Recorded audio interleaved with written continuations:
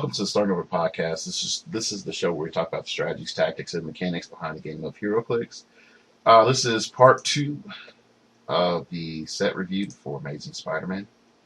So if you're like, hey, not Amazing Spider-Man, Superior Foes. Oh gosh, Superior Foes, yay. Anyway, so if you have not listened to part 1, then please do that first. So you can understand where everything's coming from. So all right, let's get back into it. It was like when we last left off, we were looking at the Frogman and all of his sort of machinations, and I was just really thinking like, if I could take some elements of Frogman and get him to just knock back people off the elevation, that would actually be really, really good. But again, that there's a lot of circumstances behind that. So anyway, let's look at the super rare figures.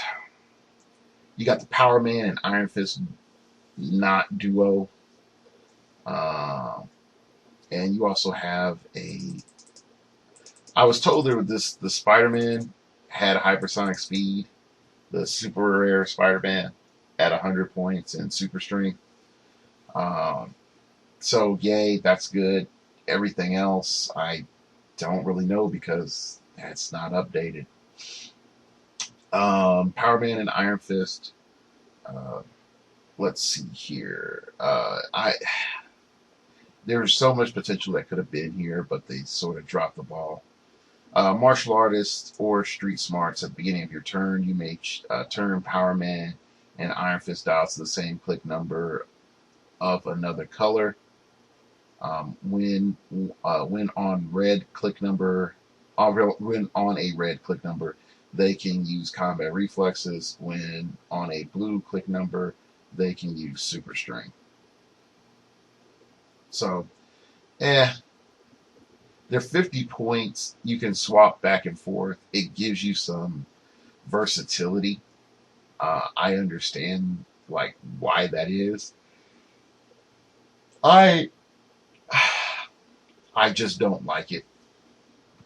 I'm just gonna be honest. I just don't like it.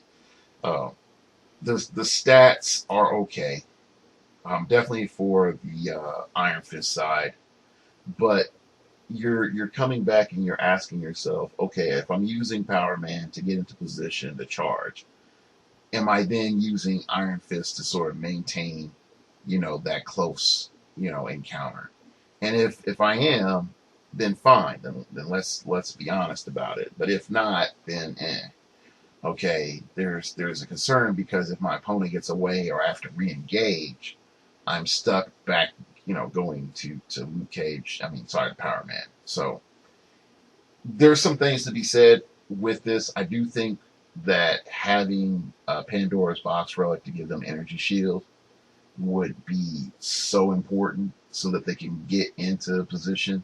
And then when you switch over to Iron Fist, you're going to have combat reflexes and super senses and energy shield. So that's a pretty good combination. I just wish that Iron Fist attack value was just damage output was a little higher, but oh well. All right, let's go ahead down to, we don't have Baron Zemo.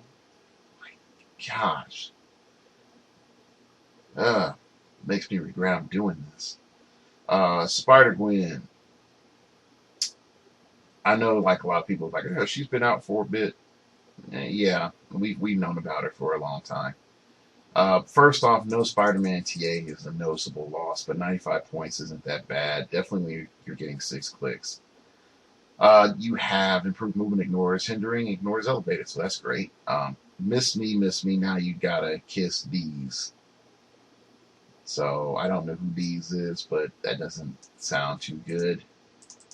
Spider-Gwen can use super senses and can evade attacks made by characters using precision strike, so that gives her a little bit of advantage. So she could tie up some people. So yay. Again, damage output not the best. Definitely not the best. Call in help from the Spider-Verse. Definitely not a fan of that, as everybody already knows. Spider's Web. When Spider-Gwen hits after actions resolve, you may attach her web marker to a hit target, removing it from anywhere else. That character with the web marker can't move without breaking away and can't automatically break away. Other characters don't have to break away from that character. And when that character successfully breaks away, remove the web marker. So, yeah.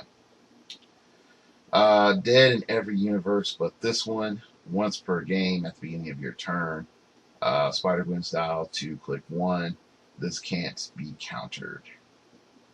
So, yay. It gives her a nice little reboot. The problem is that you do not have any guarantee that this is going to go off. Yeah, so it's not bad. It's not the worst either, but it's not bad. Craven, I like this. Once per game, just the trait. Once per game, if Craven would be KO'd by pushing damage, instead turn him to click 1. So you have every incentive to just be like, screw it, push, kill him, reset. Bam, I'm back at top dial, homie. Back at top dial. So I really like this. I just for the fact that you can control your reset. So yeah, there's a lot of positive things right there. Devil Dinosaur. I know a ton of people have talked about Devil Dinosaur. First off, he has sidestep traded. He can't carry. Unusual weapons of mass destruction give Devil Dinosaur power action. If there are no bystander tokens placed by him on the map, choose a type of bystander token on this card you haven't chosen this game and place 3 of them within 3 squares in line of fire. Now, here's the thing with this. Being able to place 3 of them is way better than I initially thought, like if he was only able to place 1. But you only have 3 total that you can play.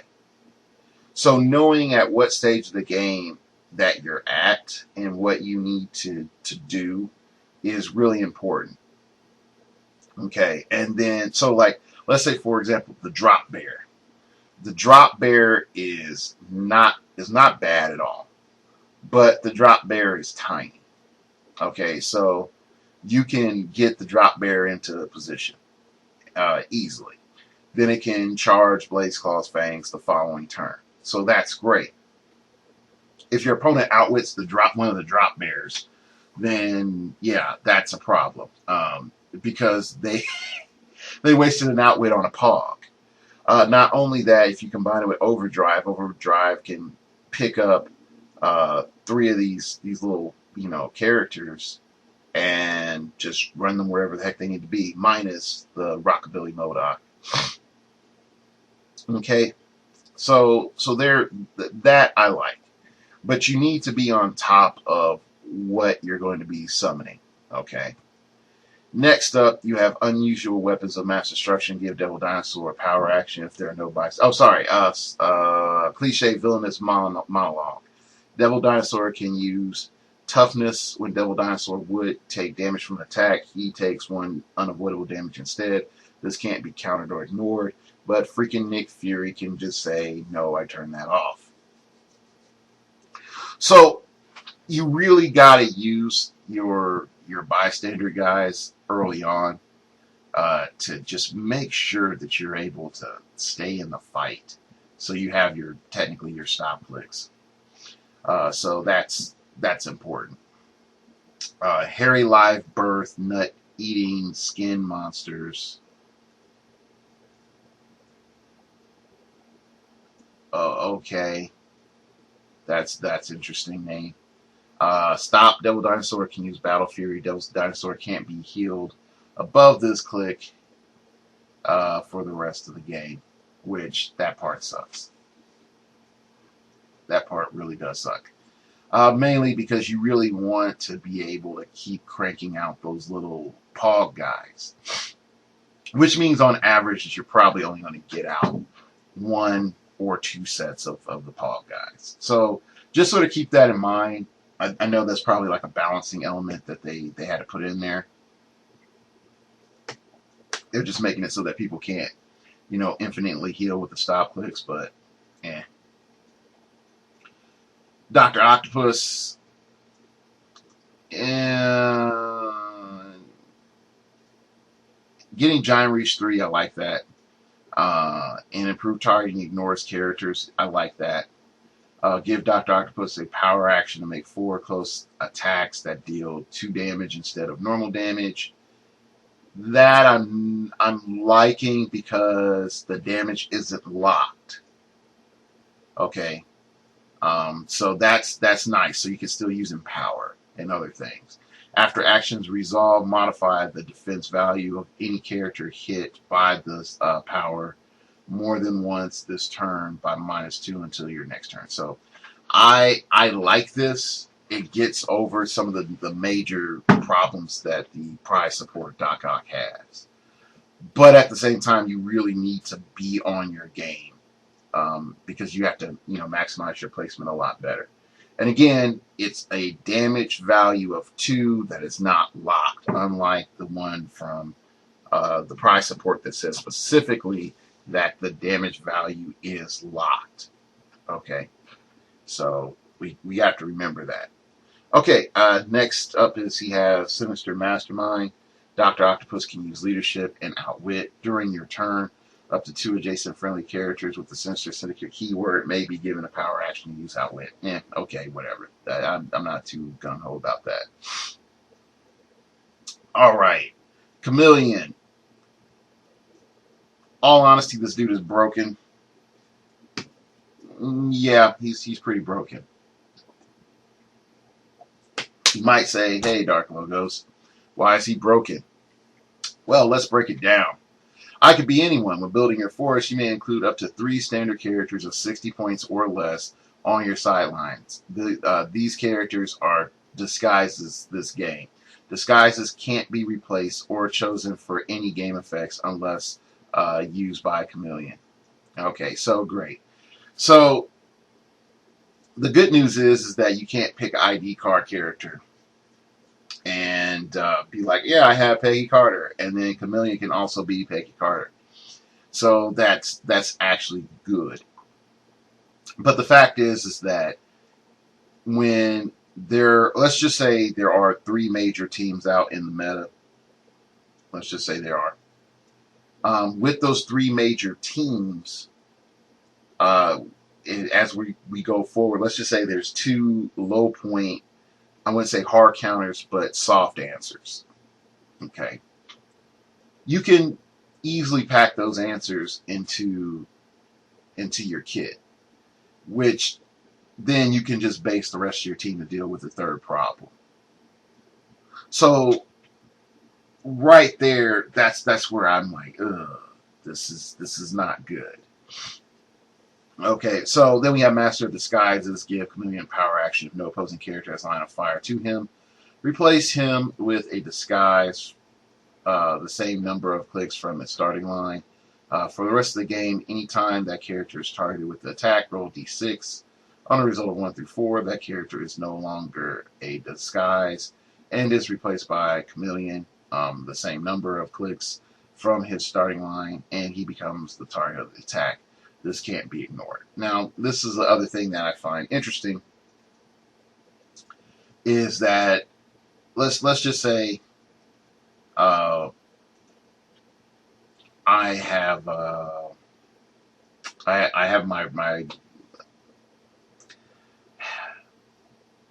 okay. I'm gonna just be real with it. If I'm able to just stack a prime in there at 60 points that is really strong, I'm concerned about this. If that prime has an effect, it's like, hey, when I'm off the map, blah, blah, blah, blah, then I get to do blank. there's some timing things that I'm concerned about in the future with Masters of Disguises. Uh, yeah, there's some timing things I'm concerned about. But anyway, I know who you are, Spider-Man. Opposing characters with 3 squares can't use shape change or be replaced. That part is strong. Um, because it takes out 2 effects just right there. Anyway, Malleable Face Chameleon can use shape change stealth and is a wild card. Yeah, that's a bit much. So anyway, is this a bit broke strong? Yep, yes it is. But I mean, what else could you expect? Yeah. So let's look at Ares real quick. Why Ares? Ares is great.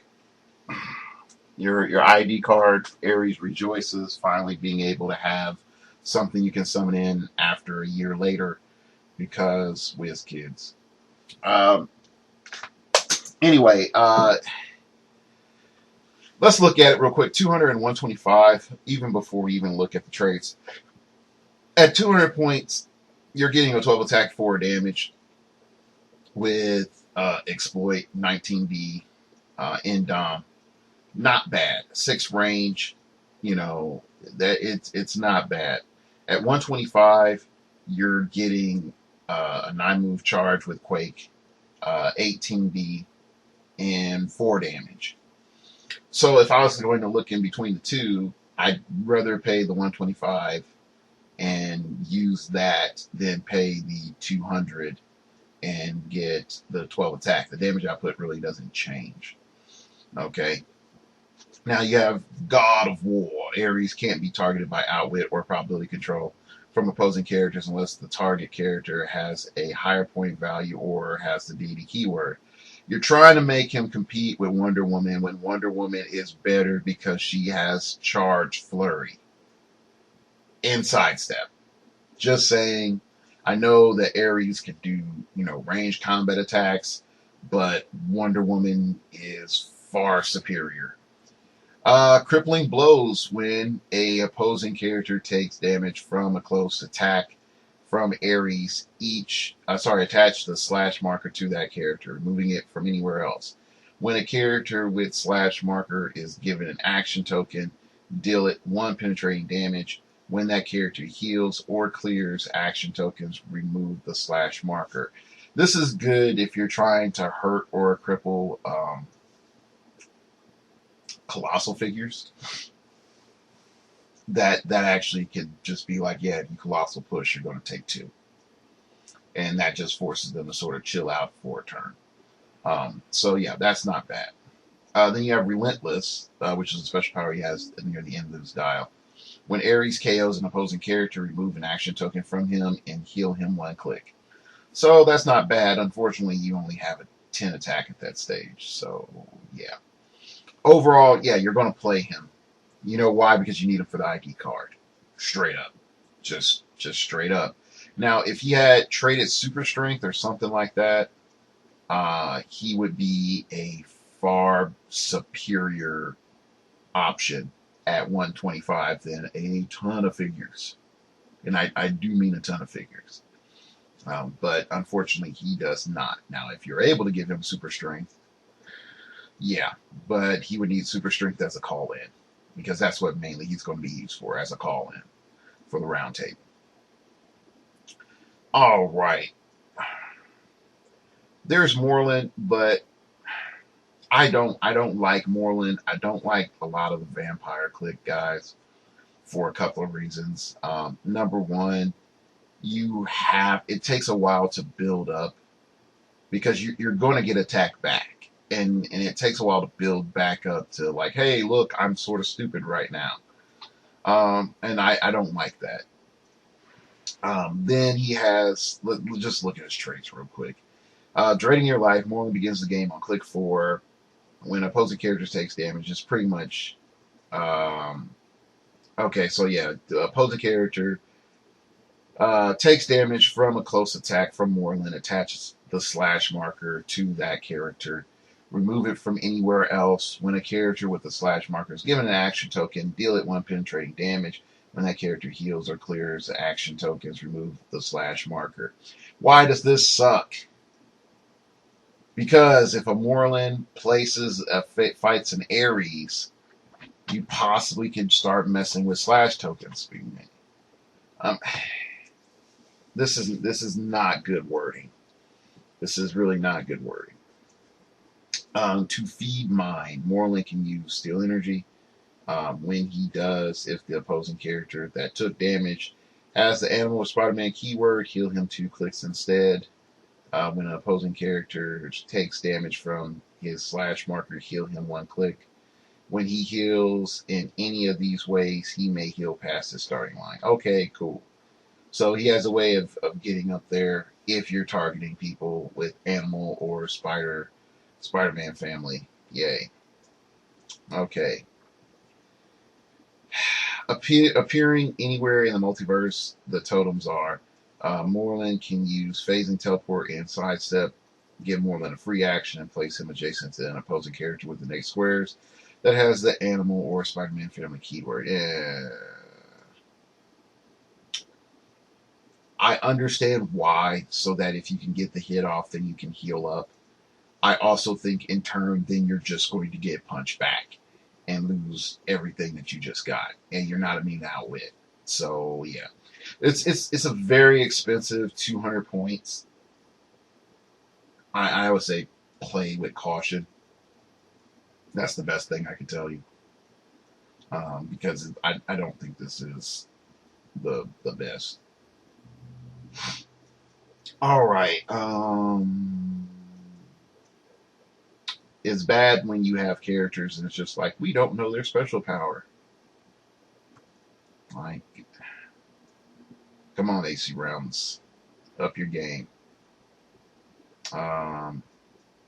Yeah. So anyway, Superior Spider-Man. I don't like it. So there we go. Let's just keep going. Spider-Man Noir. I can't see it. I really can't see him doing too much up front right now. Spider-Punk, there you go. There's your money. That's what you spend your money on. Right there. Spider-Punk. Spider-Man TA. Special power is Charge and Flurry. 11 attack, 3 damage. Done.